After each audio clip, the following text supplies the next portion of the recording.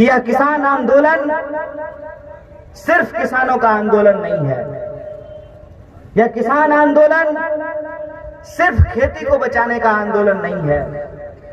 यह आंदोलन सिर्फ किसानों को एमएसपी का लाभ मिल जाए इसका आंदोलन नहीं है। यह विनती करते हुए इसलिए मैं कह रहा हूं कि इस आंदोलन के भीतर जो ऊर्जा लगी हुई है, इस आंदोलन के भीतर जो चिंता है, उस ऊर्जा और चिंता दोनों को हमको समझने की जरूरत है। मैं सबसे पहले चिंता के संदर्भ में आपसे कुछ बातें साझा करना चाहता हूं। बहुत सारे लोग ये कह रहे हैं कि किसान को आंदोलन करने की क्या जरूरत है, वो खेत में जाकर के खेती करें। कुछ लोग तो यहां तक कहने लगे हैं कि ये किसान है ही नहीं, ये राजनीतिक दलों के भारे पे बुलाए गए लोग हैं। ये तो मैं सभ्य भाषा में बोल रहा हूं। अगर आप बिके हुए पत्रकारों और मीडिया चैनलों को सुनेंगे तो आपके कान से खून निकल सकता है। वो कहते हैं कि ये किसान नहीं है, ये आतंकवादी हैं। पिछले कुछ महीनों से मेरे फेसबुक पे बहुत सारा मैसेज आता है और वो मैसेज करने वाले ज्यादातर लोग जो हैं वो वेस्टर्न यूपी, हरियाणा और पंजाब के हैं। ज्यादातर मैसेज में लोग लिखते हैं, भाई साहब माफ कर दीजिए, गलती हो गया। हम सोचते हैं किस बात का माफी मांग रहा है, हमने ऐसा क्या कर दिया। तो अगले लाइन में लिखता है, आपको देशद्रोही समझने की गलती कर दी, जाके पैर न फटे विवाही, वो का जाने पीड़ पड़ाई।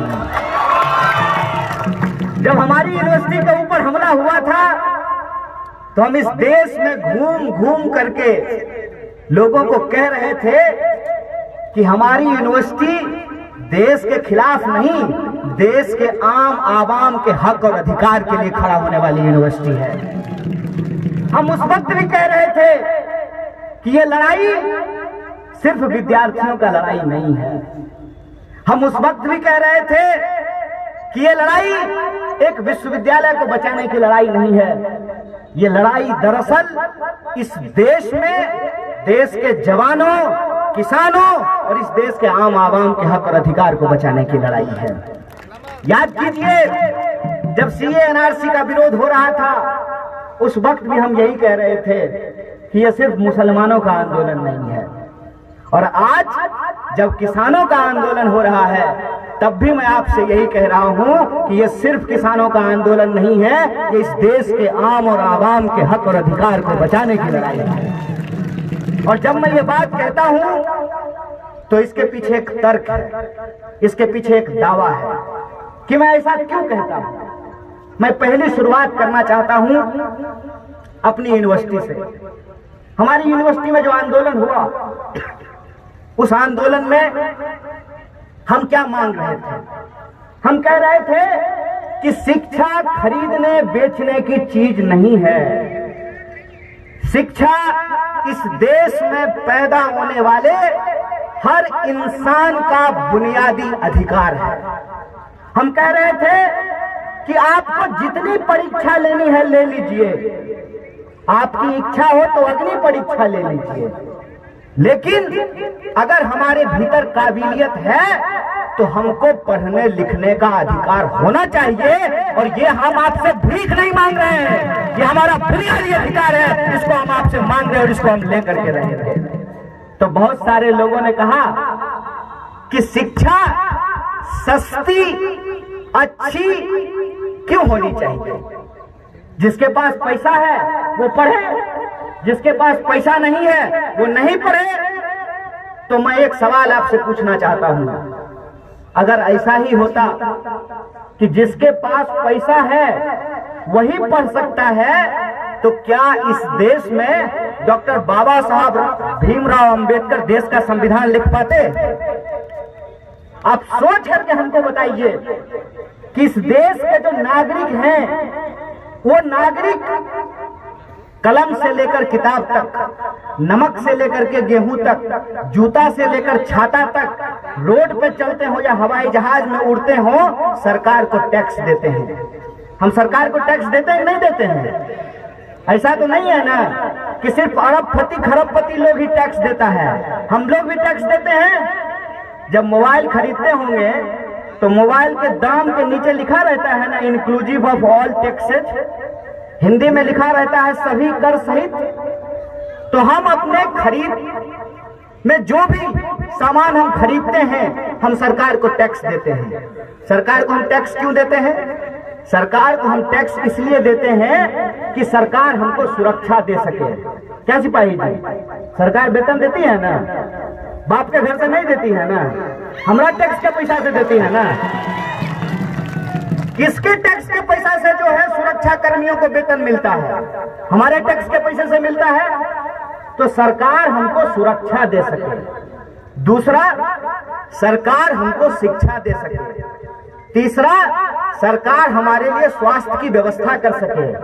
चौथा, सरकार हमारी बुनियादी जरूरतों को पूरा कर सके, इसके लिए हम सरकार को टैक्स देते हैं। देते हैं कि नहीं देते हैं? सरकार अगर हमारे लिए शिक्षा की व्यवस्था नहीं करे, सरकार अगर हमारे लिए स्वास्थ्य की व्यवस्था नहीं करे, सरकार अगर हमारी सुरक्षा की व्यवस्था नहीं करे, तो सरकार को टैक्स हम क्यों दें? ये सवाल हमारे मन में आना चाहिए ना। सरकार को हम टैक्स क्यों देते हैं? ताकि सरकार हमारी बुनियादी जरूरतों को पूरा कर सके।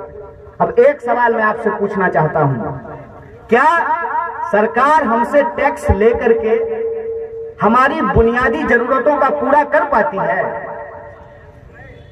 क्या हमारी बुनियादी जरूरतों को पूरा करना सरकार की जिम्मेवारी है कि नहीं है? तो सरकार का विरोध करना देशद्रोह कब से हो गया? प्रधानमंत्री देश है, भाजपा देश है, सरकार देश है। क्या नरेंद्र मोदी से पहले इस देश का कोई प्रधानमंत्री नहीं बना था? क्या भाजपा से पहले इस देश में किसी की सरकार नहीं बनी थी? तो सरकार का विरोध करना कब से देशद्रोह हो गया है?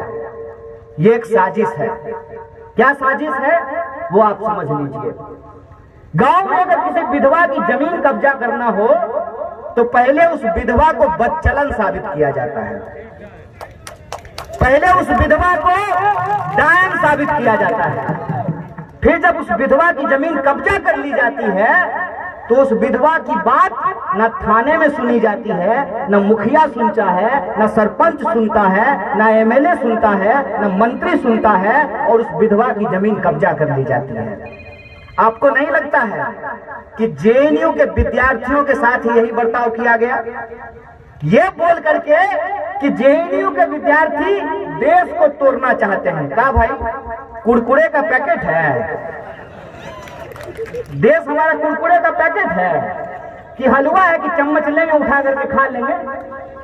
जो तरीका इन्होंने जेएनयू के साथ अपनाया था वही तरीका उन्होंने इस देश के भीतर जो सीए एनआरसी का विरोध कर रहे थे उनके साथ अपनाया कि नहीं अपनाया? उनको देशद्रोही बोला कि नहीं बोला? उनको आतंकवादी बोला कि नहीं बोला? और वही तरीका ये आज देश के किसानों के साथ अपना रहे हैं कि नहीं अपना रहे हैं? तो हमारी बारी आई थी, तुम्हारी बारी आई, और पुलिस वाले याद रखिएगा आपकी भी बारी आएगी। डंडा चलाते हैं आप हमारे ऊपर, याद रखिएगा। ये सरकार जब आपका पेंशन बंद कर देगा ना, तब आपके लिए बोलने वाला कोई नहीं होगा।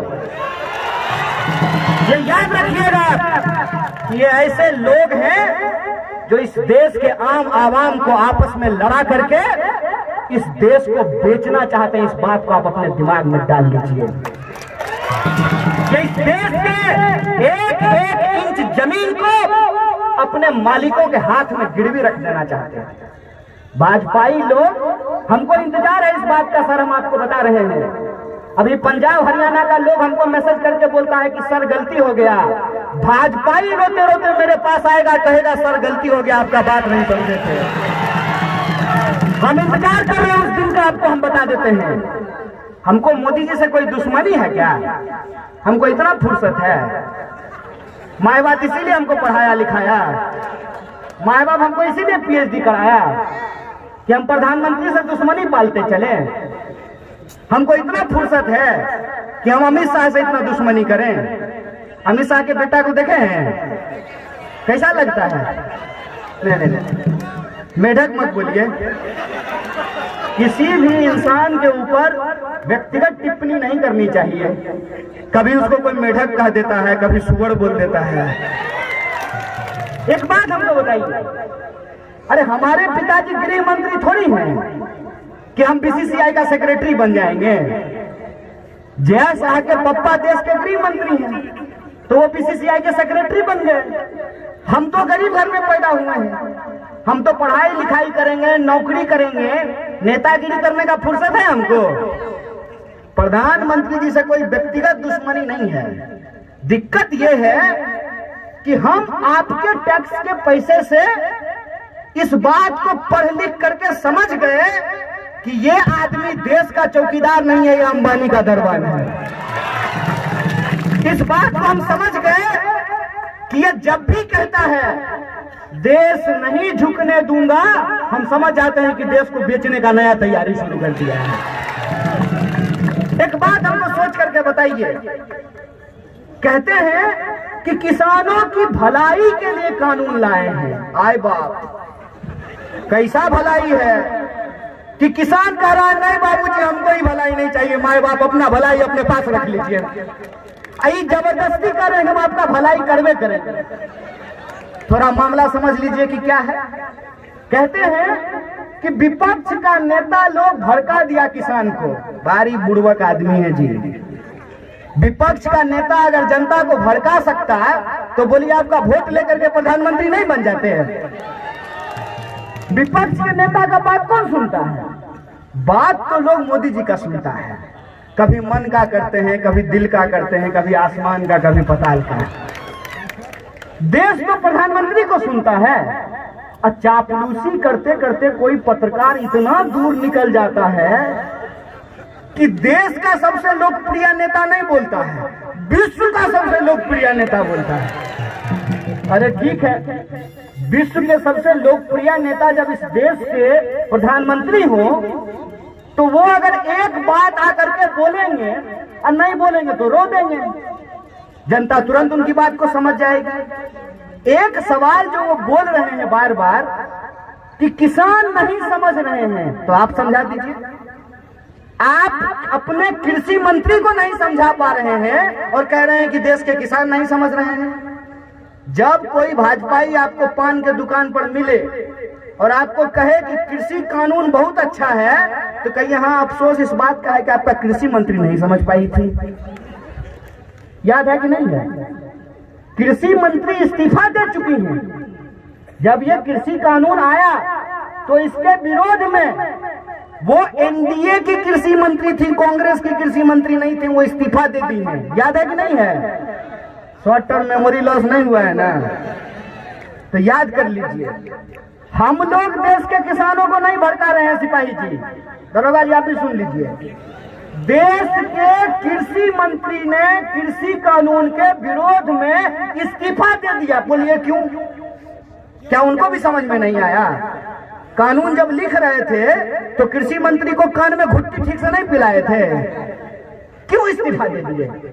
दूसरा बात जो बहुत जरूरी है, ये कहते हैं कि ये कानून हम इसलिए ला रहे हैं ताकि किसानों की भलाई हो, उनकी आमदनी दुगुनी हो। तो उस संबंध में मैं एक बात आपको बता देता हूं। बिहार में 2006 में मंडी समाप्त कर दिया गया। क्या बोल करके कि मंडी समाप्त कर देंगे तो किसानों का भलाई हो जाए। आप लोग किसान हैं ना?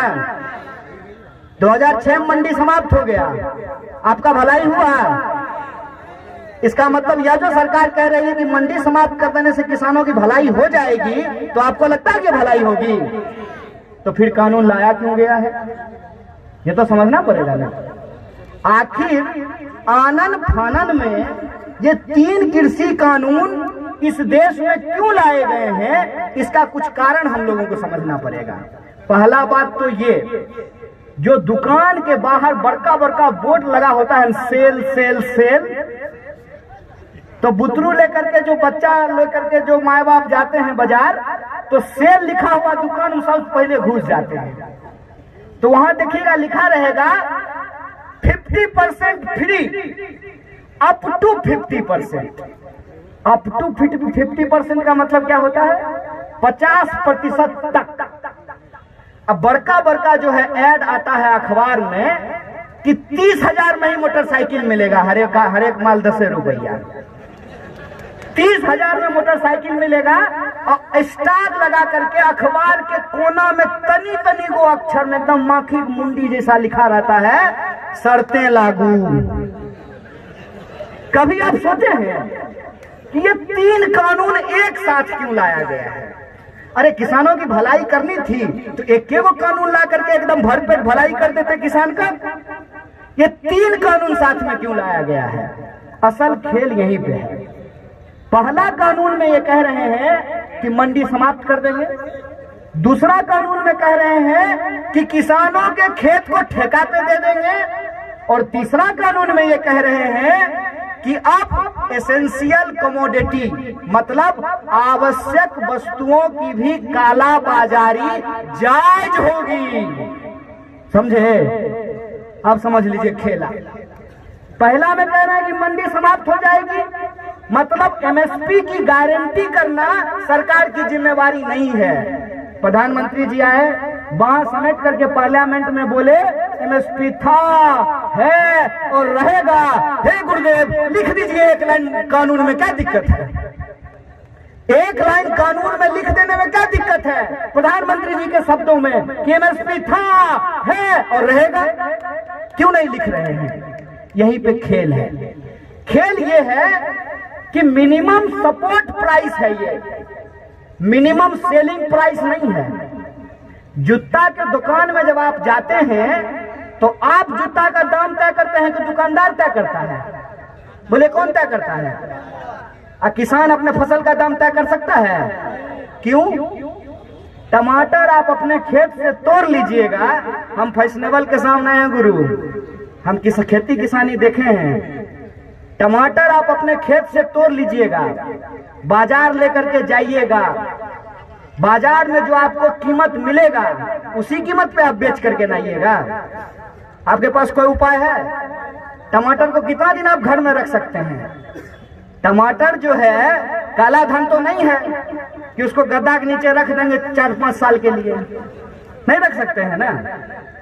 तो टमाटर का दाम हम नहीं तय करेंगे। टमाटर का दाम कौन तय करेगा? खरीदने वाला तय करेगा। इसीलिए सरकार ने ये कानून बनाया था जिसके बारे में पूर्व कृषि मंत्री आपको बता रहे थे कि मिनिमम सपोर्ट प्राइस तय किया गया कि जिसको खरीदना है खरीदे, कोई दिक्कत नहीं है, लेकिन मिनिमम सपोर्ट प्राइस से कम पे खरीद नहीं होगी। इसका क्या मतलब होता है? इसका यह मतलब होता है कि बीएसएनएल अगर रहेगा ना तो जियो जबरदस्ती धनाधन नहीं कर पाएगा। ये समझ लीजिए। अगर सरकारी स्कूल रहेगा तो जबरदस्ती प्राइवेट स्कूल आपके कॉलर को पकड़ करके आपके बेटा से टाई का दाम नहीं वसूल पाएगा।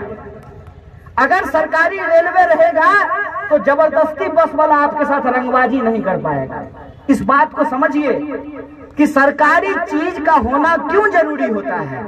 सरकारी चीज का होना इसलिए जरूरी होता है कि सरकारी चीज के दाम के अनुपात में ही प्राइवेट वालों को अपना दाम रखना पड़ता है। अरे जिसके पास पैसा है वो तो किसी प्राइवेट अस्पताल में जाकर इलाज करा सकता है। जिसके पास पैसा है वो तो किसी प्राइवेट स्कूल में जाकर के अपने बच्चों को पढ़ा सकता है। और जिसके पास पैसा है वो अपने घर पे ही चाहे तो जियो का टावर लगवा सकता है। हो सकता है कि नहीं हो सकता है? स्विमिंग पूल अगर हमको पैसा होगा तो हम घर में स्विमिंग पूल बनवा लेंगे। लेकिन आप अगर नदी बेच दीजिएगा और कल को अगर हम भैंस धोने के लिए जाएंगे तो सिपाही जी वहां डंडा लेके खड़ा हो जाएंगे कि पहले टैक्स दो तब भैंस धोने देंगे। इस बात को आप समझिए कि पूरा मामला क्या है। मामला ये है कि बीएसएनएल जब बिक गया, बीएसएनएल जब आज नहीं है तो जियो को आज मन है तो 500 रुपया ले रहा है और कल मन होगा तो 5000 रुपया लेगा। आप क्या कर लीजिएगा? इस बात को आप समझिए कि एमएसपी यदि समाप्त हो जाएगी तो कल को अगर वो आपसे 5 रुपये किलो ले लेगा धान, तो आप क्या कर लीजिएगा? तो किसानों को उनके फसल की सुरक्षा के लिए एमएसपी की व्यवस्था की गई। और वो भी एमएसपी ऐसा नहीं है कि हर चीज पे एमएसपी मिलता है। केला पे एमएसपी मिलता है क्या? टमाटर पे एमएसपी मिलता है क्या? गोभी पे एमएसपी मिलता है क्या? सरसों पे एमएसपी मिलता है क्या? मात्र 27 फसलों के ऊपर एमएसपी मिलता है। और उसकी भी खरीद का अगर आप हिसाब किताब देखिएगा तो मध्य प्रदेश में इस बार 1,30,00,000 मीट्रिक टन गेहूं की खरीद हुई है। बताइए बिहार में कितना हुआ है? अंदाजा लगाइए, पत्रकार लोग बताइए, यानी लोग हैं आप लोग, बताइए कितना हुआ है? 5,000 मीट्रिक टन। कितना? 5,000 का है। हमारा गेहूं गोबर है क्या? हमारे गेहूं से आटा नहीं बनेगा? हमारे गेहूं से रोटी नहीं फूलेगा? हमारे गेहूं से बिस्कुट नहीं तैयार होगा? क्यों ऐसा हुआ है? ऐसा इसलिए हुआ है कि हमारे राज्य में एमएसपी की कोई गारंटी नहीं है। इसीलिए पंजाब, हरियाणा और वेस्टर्न यूपी के किसान कह रहे हैं कि आप हमको भी बिहार के किसानों जैसा बना देना चाहते हैं। यह बात तो सच है। इस देश के अंदर सबसे ज्यादा दुर्दशा अगर कहीं के किसानों की है तो वो बिहार के किसानों की है। अपना गेहूं काट लेते हैं तब पंजाब का धान काटने के लिए जाते हैं, या पंजाब का धान काट लेते हैं तब अपना धान काटने के लिए आते हैं। यही सच्चाई है ना। और जो दूसरा कानून है, ये तो पहला एमएसपी वाली बात हो गई, और कोई झंझट नहीं है। प्रधानमंत्री अगर कहते हैं कि एमएसपी था, है और रहेगा, तो एक लाइन लगेगा, ज्यादा इंक भी खर्च नहीं होगा। एक लाइन लिखने में कितना देर लगेगा? एक लाइन लिख दे कि एमएसपी से कम पे किसी भी फसल की खरीद नहीं होगी। अगर खरीद होगी तो यह आपराधिक होगा, और जो लोग ये काम करेंगे उनके ऊपर मुकदमा किया जाएगा, उसको जेल में डाला जाएगा। इसको लिखने में कोई दिक्कत है क्या? सरकार क्यों नहीं लिख रही है? सरकार अगर लिखेगी ना तो मार जूता जूता इनका मुंह फुला देगा। कौन कौन कौन मुंह फुलाएगा? और ये जो दिन रात भजन होता है मोदी मोदी, ये भजन बंद हो जाएगा। क्या उस चैनल का मालिक कौन है? उस चैनल का मालिक कौन है? तो सरकार जिसकी करती है दरवानी, उसी का है चैनल, और जिसका है चैनल वही आज आने वाले समय में क्या खरीदना चाहता है? आपका खेत, आपका फसल, आपकी किसानी, आपकी खेती, और आपको क्या बनाना चाहता है? आपके ही खेत पर गुलाम। और ये बात मैं क्यों कह रहा हूं? इतवार को कानून पास हुआ है क्या सर? इतवार को कानून पास हुआ है, और जिस दिन कानून पास हुआ है उससे 2 दिन के बाद रिलायंस रिटेल ने 50,000 करोड़ का अपना शेयर बेचा है। कितना? क्या को सुनना हुआ? 50,000 करोड़ पे क्या को सुनना हुआ? गिनती कर लीजिएगा। 50,000 करोड़ का शेयर बिका है। किसका? रिलायंस रिटेल का। पूर्णिया में को रिलायंस रिटेल का दुकान देखे हैं? एगो एडवांस जिला है तब आप, 2 गो लोग कितना है यहाँ पे? 3 गो। और कितना शेयर बिका है? 50,000 करोड़। और कितना फल का दुकानदार है? फल का क्या गो रेडी लगता है पूर्णिया में? गिने हैं? है गिनती? क्या गो आलू का दुकान है गिनती? क्या जगह गेहूं मिलता है? गल्ला का दुकान है गिनती? तो आप गरीब से गरीब होते जा रहे हैं और चोरवा अमीर से अमीर होते जा रहा है। और ये हमको समझ में नहीं आए, इसीलिए शाम को टीवी पे बैठ करके एगो टोपी पहन लेगा, एगो तिलक लगा लेगा, मोर तलवार निकालेगा टीवी पे, नकली बॉक्सिंग करेगा वहां पे। एक तरफ देश की लूट, देश के किसानों की लूट, देश के मजदूरों की लूट, देश के यूनिवर्सिटीज की लूट, देश के रेलवे की लूट, देश के LIC की लूट, देश के BSNL की लूट। एक तरफ देश की संपत्ति लूटी जा रही है और दूसरी तरफ क्या किया जा रहा है? हिंदू, मुसलमान, मंदिर, मस्जिद, टीका, टोपी, दाढ़ी। बताइए, इस देश के लोगों को यह समझना पड़ेगा कि हम गंभीर संकट से गुजर रहे हैं। और संकट सिर्फ ये नहीं है, ये तो सस्ता फोटोकॉपी है। ये जो पार्लियामेंट में बैठा है, कभी रोता है कभी हंसता है, ऐसा लग रहा है जैसे अल्लाह रुदल का डांस चल रहा हो। ये तो सस्ता फोटोकॉपी है। असल चुनौती इस देश के सामने ये है कि एक तरफ अमेरिका चाहता है इस देश के बाजार को कब्जा कर लेना, दूसरी तरफ चाइना चाहता है इस देश के बाजार को कब्जा कर लेना। आप बताइए, 135 करोड़ का यह देश, जहां महात्मा गांधी, फणीश्वरनाथ रेणु, नक्षत्र मालाकार, कर्पूरी ठाकुर जैसे लोग पैदा हुए, यह महान धरती, ये भारत भूमि जो अपनी आजादी को सेलिब्रेट करता है। एक तरफ उस देश के 135 करोड़ लोग हैं, उनकी आजादी का सवाल है, दूसरी तरफ ये लुटेरे और बेईमान है, इस देश को कब्जा कर लेना चाहते हैं। इसीलिए मैं ये कहता हूं कि ये लड़ाई सीधे तौर पर देश बचाने वालों और देश बेचने वालों के बीच में है। आप तय कर लीजिए कि आप किसके साथ खड़े हैं। बोलिए, बचाने वाले के साथ है कि बेचने वाले के साथ है? ये लड़ाई किसानों और बेईमानों के बीच है। ये लड़ाई हेलीकॉप्टर और ट्रैक्टर के बीच में है। ये लड़ाई आप सीधे तौर पे समझ लीजिए कि एक तरफ वो लोग हैं जो 1947 में हमको आजादी मिली है, जो संविधान ने जो हमको अधिकार दिया है, उस संविधान को बचाने वाले लोग हैं। दूसरे लोग वो हैं जो अंबानी और अदानी के दरवाजे पे आज दरबानी करने के लिए तैयार हैं। आज इस लड़ाई में हर एक इंसान को अपनी पहचान को छोड़ करके एक भारतीय होने के तौर पे इस आंदोलन में शरीक होना चाहिए, उसको अपना समर्थन देना चाहिए, क्योंकि आने वाले वक्त में हम छोटी छोटी चीजों के लिए मोहताज हो जाएंगे। दूसरा कानून क्या है? दूसरा कानून है एसेंशियल कमोडिटी एक्ट। क्या कहता है essential commodity act? Essential commodity act कहता है कि जितना मन करे उतना काला बाजारी कर लो। एक बात बताइए, खेती किसानी करने वाले लोग हैं, जब प्याज की पैदावार होती है, जब केला का पैदावार होता है, जब आम का पैदावार होता है, जब गेहूं की पैदावार, जब धान की, मकई की, मखाना की पैदावार होती है, तो जिसके पास पूंजी होगा तो वो इलाके का सारा मखाना, सारा गेहूं खरीद सकता है कि नहीं खरीद सकता है? तो पहले कानून ये था कि एक लिमिट के बाद आप किसी भी आवश्यक वस्तु का भंडारण नहीं कर सकते हैं। अगर आप भंडारण कीजिएगा तो दरोगा को जो पावर है कि जाकर के उसके ऊपर छापा मार सकता है।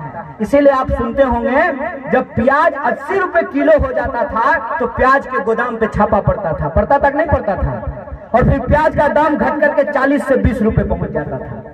आज के डेट में इन्होंने काला बाजारी को कानूनी अमली जामा पहना दिया है।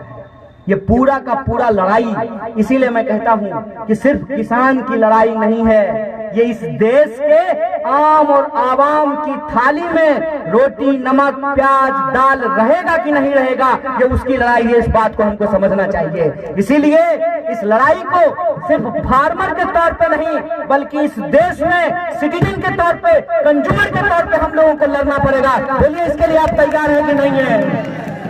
अगर आप तैयार हैं तो मैं आपको एक भरोसा दिलाना चाहता हूं। ठेकेदारी का जो ये कानून ये लेकर के आए हैं, 3 कानून है, याद रखिएगा। एक, मंडी समाप्त करने का कानून। दूसरा, किसानों के खेत को ठेका प्रथा पे देने का कानून। और तीसरा, जो आवश्यक वस्तु है उसके काला बाजारी को बचाने का, ये 3 कानून है। तो ठेकेदारी का जो कानून है उसके संबंध में मैं एक बात बोल करके अपनी बात को खत्म करूंगा। ये बिहार की धरती है, और इस बिहार की धरती पर जब महात्मा गांधी आए थे नील की खेती का विरोध करने के लिए, तो नील की खेती का विरोध किसान क्यों कर रहे थे? किसान नील की खेती का विरोध इसलिए कर रहे थे कि अंग्रेज ही नील खरीदते थे। आया नया उजाला 4 बूंदों वाला, अब तो प्रचार भी नहीं आता है। नील की खेती में जो नील पैदा होता था उसको अंग्रेज खरीदते थे। अब आप मुझे बताइए कि हम अपने खेत में नील उगा लिए हैं और अंग्रेज अफसर कहेगा कि हम तुमको 1 रुपया देंगे, तो हम उस नील का क्या करेंगे? नील खा सकते हैं क्या? नील खा तो नहीं सकते हैं, तो हमको मजबूरी में 1 रुपया में ही अंग्रेज को बेचना पड़ेगा। कुछ सालों के बाद किसानों को यह एहसास हुआ कि ये अंग्रेज हमसे जबरदस्ती नील का खेती कराते हैं और ये नील हम इनके पास ही बेचने के लिए मजबूर हैं, और इस मजबूरी का फायदा उठा करके ये हमारा शोषण करते हैं। तो चंपारण के इलाकों में किसानों ने यह तय किया कि हम नील की खेती अपने खेत पे करना बंद कर देंगे। तो अंग्रेजों ने कहा कि तुमको नील की खेती अपने खेत पे करनी ही होगी। किसानों ने कहा कि हम नील की खेती नहीं करेंगे। नील अगर तुम नहीं लेते हो तो हम और किसी के पास बेच नहीं सकते हैं, लेकिन अगर अपने खेत पे हम धान उगाएंगे तो तुम अगर हमारा धान नहीं लोगे तो हम चूड़ा कूट करके खा लेंगे, हम चावल बना करके खा लेंगे।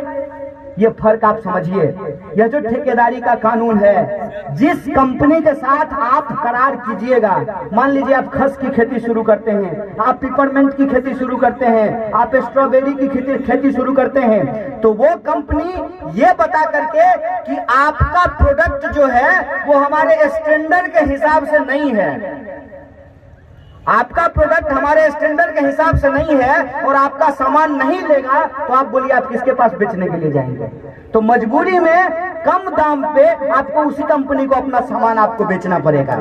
उस नील की खेती के खिलाफ, उस ठेकेदारी के खिलाफ गांधी जी ने अलख जगाया था और उस आंदोलन का नतीजा देखिए कि 47 आते आते अंग्रेजों को भारत छोड़ करके जाना पड़ा। यह बात मैं आपको सिर्फ याद दिलाने के लिए आया हूं कि यह बिहार की धरती है। जितना दिल्ली में हंगामा होना है हो जाने दीजिए। जब तक आंदोलन की अलग पूर्णिया और पटना से नहीं होगी तब तक मोदी का कुछ होने वाला नहीं है। इसीलिए मैं आपसे कहता हूं कि अगर इस लुटेरी सरकार को आप बदलना चाहते हैं तो आंदोलन की आगाज उत्तर प्रदेश के पूर्वी इलाकों से और बिहार की धरती से हमको करना पड़ेगा, तभी हम इस सरकार को उखाड़ करके फेंक सकते हैं। किसानों और मजदूरों के हक और अधिकार के लिए जय जवान जय किसान और जय संविधान के संकल्प को पूरा करने के लिए इस लड़ाई को हम आगे बढ़ा सकते हैं। बोलिए, इस लड़ाई में, इस संकल्प में आप लोग एकजुट होने के लिए तैयार हैं कि नहीं है? पक्का है ना? तो अभी इस मंच से हमारे आयोजक साथियों ने यह घोषणा की है कि 14 तारीख को वैलेंटाइन डे है, मना लीजिएगा। क्या वैलेंटाइन डे के विरोधी नहीं है हम लोग, दीजिए गुलाब फूल, कोई दिक्कत नहीं है, लेकिन गुलाब भी बाबू खेते में होता है। और भगत सिंह की जो आर्मी थी जिसका नाम था हिंदुस्तान सोशलिस्ट रिपब्लिकन आर्मी, उस हिंदुस्तान सोशलिस्ट रिपब्लिकन आर्मी का एक कोडवर्ड हुआ करता था। क्या था कोडवर्ड? गेहूं और गुलाब। कोडवर्ड क्या था? आज वही समय आया है। 14 तारीख को गुलाब दीजिए, लेकिन गेहूं बचाने के लिए पुलवामा शहीदों के याद में कैंडल मार्च निकालिए और 18 तारीख को जो किसानों का आह्वान है उस आह्वान के साथ खड़े होइए। मैं आपको यह बात कहना चाहता हूं कि सरकार का गरुड़ कितना भी क्यों ना हो, जब जनता सड़क पे उतरती है तो गरुड़ भी टूट करके गिरता है। इस सरकार का गरुड़ भी तोड़ेंगे और बिहार में, देश में किसानों और जवानों के संकल्प के साथ जय जवान जय किसान और जय संविधान के नारे के साथ इस लड़ाई को आगे बढ़ाएंगे। इन्हीं शब्दों के साथ आप तमाम आयोजकों का और आप तमाम लोगों का शुक्रिया अदा करते हुए, धन्यवाद कहते हुए अपनी बात को खत्म करूंगा। शुक्रिया। इनकलाब जिंदाबाद, हमारी एकता जिंदाबाद।